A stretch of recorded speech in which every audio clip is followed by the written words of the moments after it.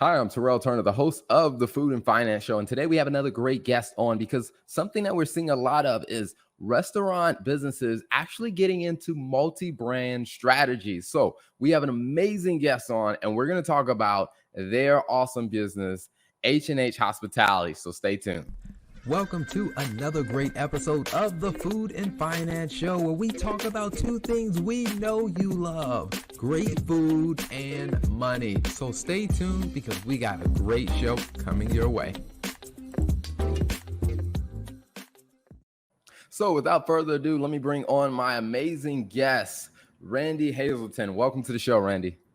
Thank you. Thank you for having me. Happy to be here. Absolutely. Absolutely. Now, one of the things that I've seen that's become a little more interesting over the years is seeing a lot of restaurants starting to go with the multi-brand strategy. And before we jump into the details of your business, tell us, how did you even get started with the hospitality business and then leading up to the idea of a multi-brand strategy?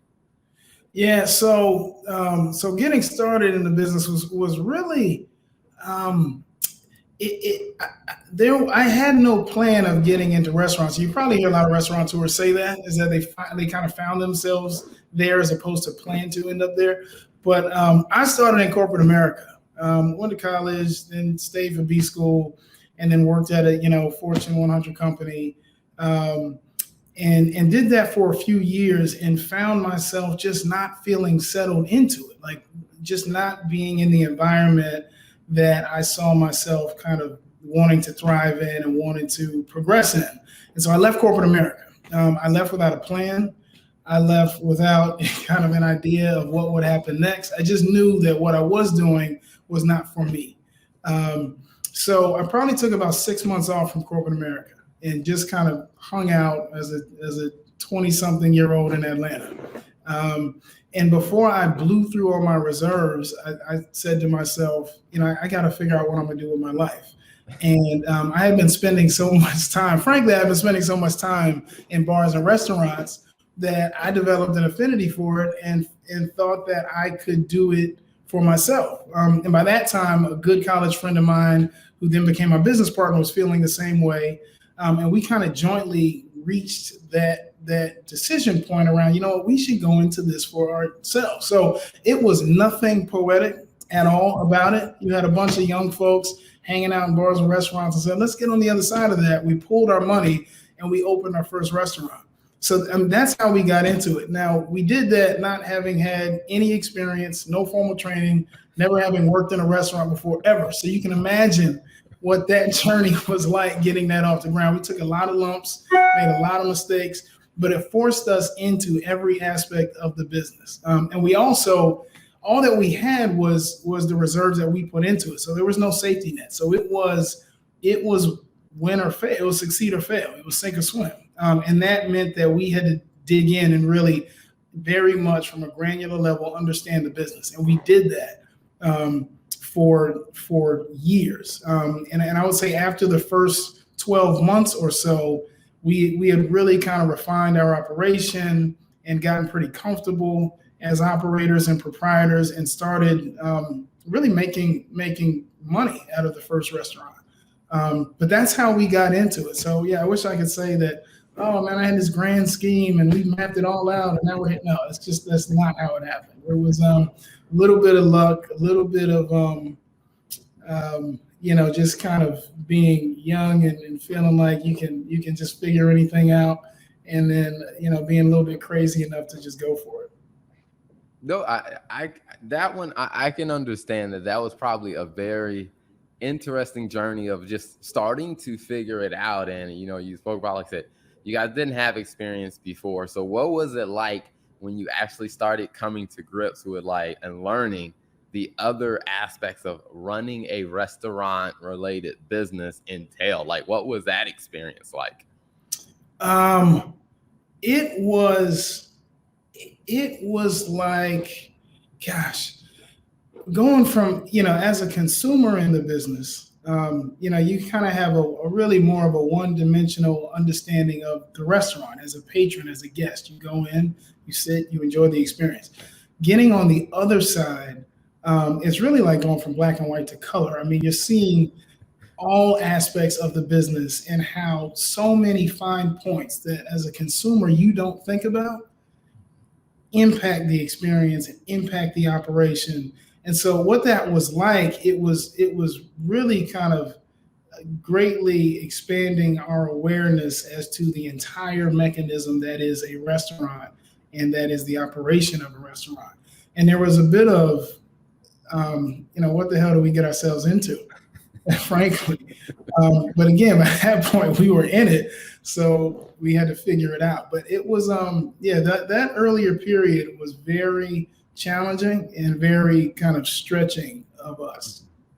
Yeah, and it's one of those things that when I talk to people sometimes that I tell them I think back to like when I was in college, and most people think about fraternities and stuff in college, and when I became the president of the chapter, and people were just like, oh, you guys should throw parties and stuff, and I was like, it was completely different when you become the host and you become responsible, to where it's just like, oh wow, there's all this other stuff that I didn't think about. So I could imagine it's probably very similar going from consumer to now I'm the owner. Absolutely, no doubt about it. I mean, you hit the nail on the head. It was exactly that. Mm. Now, one of the things that becomes very interesting, I mean, because a lot of people who look at restaurants as a consumer, I mean, they look at the food is everything.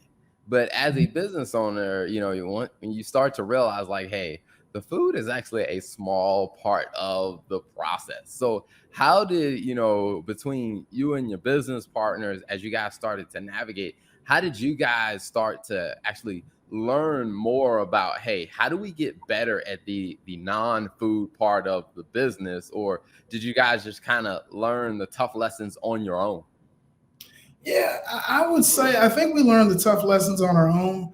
But to your point, and I think with the climate of the restaurant industry today, the consumer expects good food. I mean, that's kind of the price of entry. That's not remarkable at this point. I wouldn't say. So to me, it's a given that the food needs to be good. The other aspects, which is more so the experience, which ties into the service, which ties into consistency, ambiance, and then kind of the culture of your staff. How do they interact with guests? What's the feel that the guests get from them? That's what we had to learn over time that really rounds out the rest of the experience. Luckily, we did have great food. We made some good decisions around our chef and other kind of culinary support that we had. And then we had a really great atmosphere. We invested a lot of money in the physical interior aesthetic of the space, which meant that it was some place that people just wanted to be inside. I think those two things, more than anything else, kept people coming while we refine the operation and the experiential part of it. Gotcha. Now, that brings up another interesting point with, the multi-brand strategy. I mean, when you think about the ambiance and you think about the atmosphere, or you think about finding a chef, because, not every chef is perfect for every concept. So how did you guys go about thinking about that when it came down to, like, said, the different brands that you guys have? Like, how did you find the right chef for this brand or the right chef for this brand? Yeah. Well, let me fast forward a little bit to where we are now, and tell you a little bit about how we got there to answer that question. So we worked in that restaurant for 5 years, and then essentially got pulled into discussions about available restaurant space at Hartsfield-Jackson Atlanta International Airport, the Atlanta airport here. And as we kind of studied up on that space and what the opportunities are, it became very interesting to us. And as business folks, it made sense for the model that we want to carry out. So one of the things we had to come to learn is that going into that space, the airport dictates what kinds of concepts they want, what categories they want. The airport will say, okay, if we have 10 spaces that are available to be bid on, to be competed for, to win, then 2 of them we want to be a burger place, 1 of them we want to be a coffee shop, 1 a pizza place. They'll kind of lay out, here's what we want this mix of categories to be. And so in that, we will say, okay, well, if they want a burger place, what's the best burger that we can find that fits what they say they want? They might say, we want a local burger, we want a national burger, and the same thing for pizza, and the same thing for coffee. And so we will identify the brands that we think best fit what they're asking for, and will be the most compelling toward winning the bid, and then we'll get about the process of courting them and getting into a franchise or license agreement. So when you talk about getting into multi-brands or multi-brand strategy, largely for the space that I compete in, that we compete in, which is airports, it requires that to be competitive if you want to acquire space at scale. So it makes sense for our business that we have brands across categories that are industry leading in one way or another, so that we're always coming, fully armed with what the airport wants that we think will be above or better than what our competition wants. So that's why we got into multi-brand. Gotcha. That makes a lot of sense. And I think it brings up a question that I think the audience is very interested in is, when you think about, the hospitality in the airport kind of sector, what was attractive to you about that made you decide like, hey, we went the restaurant route, but we want to kind of go and move into like the airport space? Because like you said, there's probably some tremendous dynamics and there are differences between, hey, a standalone restaurant and a restaurant in an airport. So what made you guys pick airports as a target strategy? The traffic, if I'm being frank. I mean, and being Atlanta, Atlanta's the busiest airport in the world. I think pre-COVID, we were tracking towards 110 million passengers in a year. I mean, 110 million people coming through that airport. That's a lot of customers. And so what was attractive to us was that. I mean, the airline, where at our first restaurant, we really had to work to get customers. We had to promote, we had to advertise, we did radio, all types of stuff. Well, the airlines kind of take care of the traffic for you. And it tends to come in pretty high volume. Now, Atlanta is a little bit of an anomaly, but airports tend to be busy places. I mean, these are key infrastructural parts of our country. So that's really what did it. And it also makes projecting and forecasting very easily, because there are historical trends around enplanements, they call it, but passengers that go through airports. So we can know, on Concourse A, we saw 20 million passengers last year, and sales for the stores going back 5 years were, say, trended up 5% year over year with a baseline revenue of $3 million or whatever. But it takes a lot of the guesswork out of it. So when you're talking to banks and wanting to get financing, it doesn't feel as big of a risk from that standpoint. And so it makes it easy to model out how your business will perform financially. So that's really what attracted us to it. I think the second part of that is airport real estate is really attractive to most brands. If you think about having 110 people coming through your airport or seeing your brand, those impressions matter to brands, which are largely led by kind of marketing efforts. And so that's direct. I mean, those are billboards every day for millions of people coming through. And so what that means is that someone like myself, who started, as a reckless 20-something-year-old trying to open a bar, can get into very serious conversations with multi-billion-dollar leading global brands, because we have real estate that they would find to be very attractive. And so if we leverage that properly, it gives us kind of a runway to scale up quickly, because we can get into meaningful conversations with big brands about how we can do just that. So I think, one, it was the traffic and more of the certainty of being able to perform and sell food and grow revenues. And then the second part was immediately kind of having the industry open up to a conversation with you and placing their brand in coveted real estate.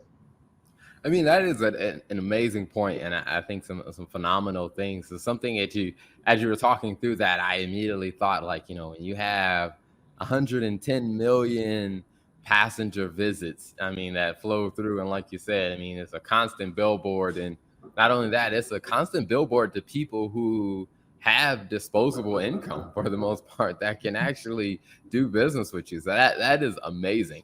Yeah. Yeah, no, it's exactly that. And brands recognize that. Brands recognize it. For example, just an interesting fact, there are a handful of brands whose number one performing unit is at Hartsfield-Jackson Atlanta International Airport.